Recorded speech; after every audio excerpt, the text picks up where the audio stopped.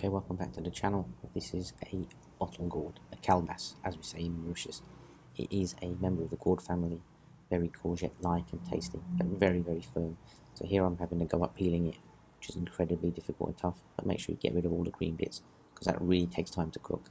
Should be white and clear, and divide it up so you get equal sizes, so the ends should be smaller and left alone, but the middle and central section should be cut in half. You might get a few little brown bits, so remove those. So all of your pieces should be the same size, and you're getting ready to cook it. Here is the nutritional values for the product. Very healthy gourd again.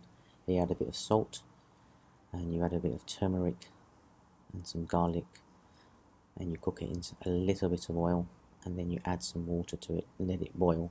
Very, very simple dish, and then let the water reduce down to nothing, and it's soft in the middle. It's cooked. The edges may be full. The edges don't really cook, so be careful. Always test the center. Thanks for watching. Please subscribe.